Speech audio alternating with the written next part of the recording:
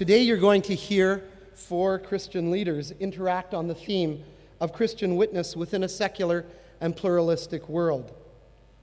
Two come from Western Europe, the greenhouse of values, ideas, and philosophies which have shaped secularity. They are Robert Calvert, pastor of Scots International Church in Rotterdam, Netherlands, and a regent of the Baki Graduate University. And by the way, Robert is the colleague who posted on the Lausanne website a very extensive paper with which many of you dialogued and for which we are grateful. Stefan Gustafsson will be our second presenter. Stefan is the General Secretary of the Swedish Evangelical Alliance and the director of Credo Academy, an institute for the promotion of Christian apologetics. Our other two invitees this afternoon are Paul Augustine.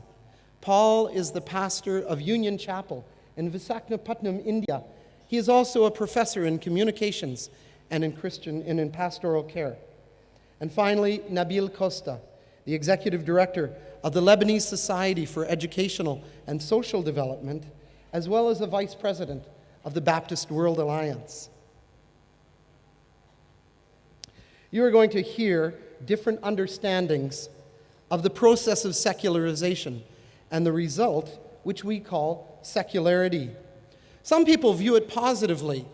Authors such as Dietrich Bonhoeffer and Harvey Cox talked about it as adult Christianity. Others, of course, view it negatively, the loss of religious meaning. In the Anglophone world, the term secularization usually refers to the process of rationalist thought, the fruit of the Enlightenment and modernity. In the Francophone world, we use the term la laïcisation. We also have the English word laity, which you can hear in that word. But la laïcisation connotes how the many concentric spheres of our life, of human life, find their autonomy. As well, they place humankind at the very center of the world. Thank you. Human life at the center of the world, freed up from the ideologies and the rules which religion had previously offered. You know, our point of view, where we stand, will condition our attitude towards the topic of secularity. An American pastor in Grand Rapids, Michigan will undoubtedly have a different and likely more antagonistic view of secularity than, say, a Turkish evangelist in the city of Izmir. For the one, secularity is a real threat. For the other, it's an open door. We have different positions and different attitudes towards secularity, largely because of our different contexts and cultures. We have intentionally designed this multiplex in order to express the fact that there isn't just one model of secularization, and there isn't just one attitude with which we can embrace or resist it. We want to assist you, as Richard pointed out, to comprehend, to contextualize, and certainly to commit yourselves to Christian witness in a world of increasing secularity. Let me repeat once again a warm welcome to all of you who are attending our multiplex this afternoon. We will be hearing from four different speakers. The first will be Robert Calvert from Rotterdam. Secondly, we will be listening to Paul Augustine, a pastor in Visakhapatnam, India. Thirdly, we'll be listening to Stefan Gustafsson from Sweden. And our fourth presenter will be Nabil Costa from Beirut, Lebanon. After the four brothers have shared their observations and testimonies, experiences, and understandings of Christian witness and in a pluralistic and a secular world, we are going to have a little panel discussion among ourselves, and we invite you to listen in and glean from our experiences. We'll begin with Robert.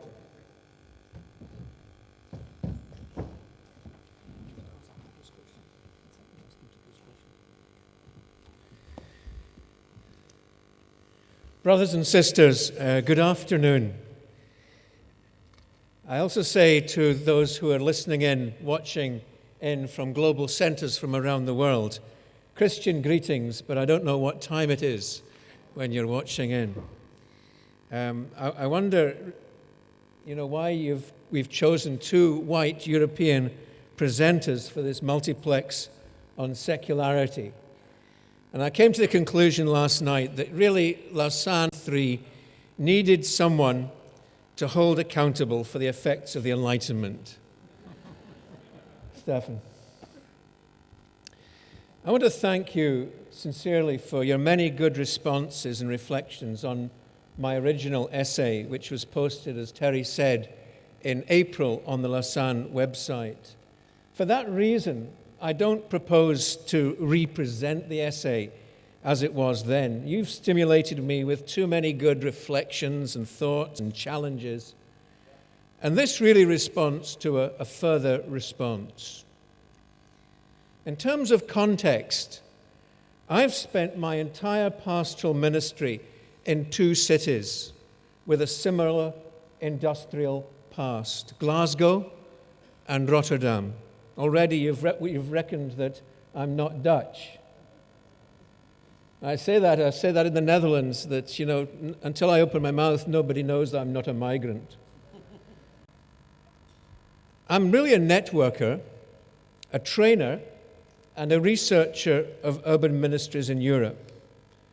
And over the last 12 years, I've organized and attended many consultations with Christian leaders in a variety of cities. So the context from which I speak is Europe, a continent of 50 countries, most of which are sovereign democratic republics. There are big differences for evangelical Christians in this patchwork quilt of different historical stories. For example, in Barcelona, the Catalonian government is becoming more affirming of other Christians who are not Roman Catholics. But in Athens, evangelical Christians are still distrusted as neither being good Orthodox or good Greeks. So I put it to you, can we talk about a soul of Europe? Take Greek mythology, where Zeus, the chief of the gods, kidnapped Europa, the daughter of the king of Phoenicia. He did so by approaching her in disguise, in the shape of a bull. And when she sat upon the bull, it took her to the island of Crete, where Zeus revealed his true self to her. Now, is this a story, a parable of Europe? Has Europe's soul been stolen in a similar way? Affected by pagan, Celtic, Jewish, and Muslim spirituality, is there any sense of the soul of Europe, of a Christian soul, of the living God alive and well in our cultures? The number of Christians in Europe has declined as a percentage of world Christians.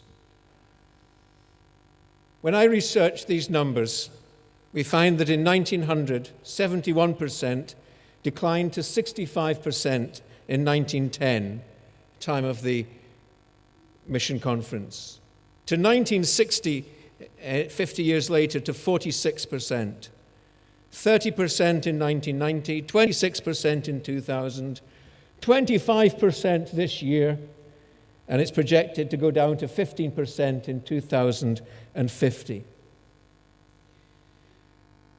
This afternoon, we're speaking about secularity. I describe that as the framework on which we've chosen to locate our discussion about truth and dogma.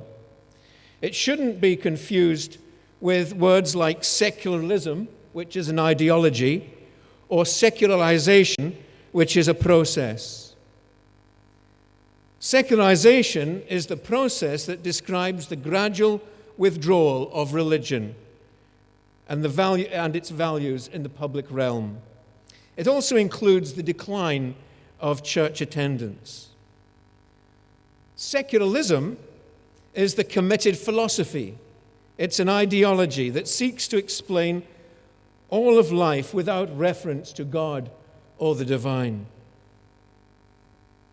So we come to the word secularity, a framework upon which we exercise belief or unbelief today.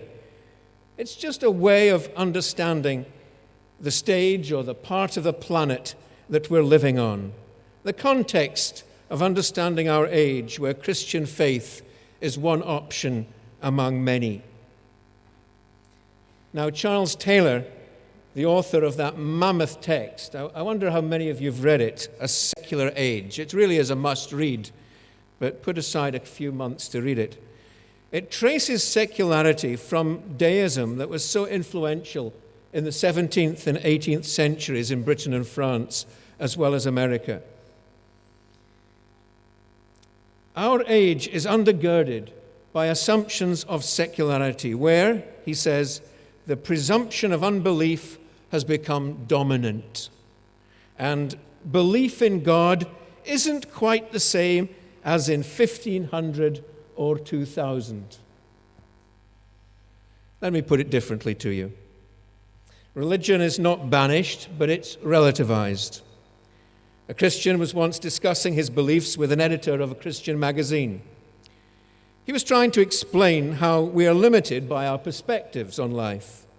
He said, "I have a point of view," he told the interviewer. "You have a point of view, but God has a view." But when the article appeared in print, a diligent copy editor had changed it to, "I have a point of view, you have a point of view, and God has a point of view."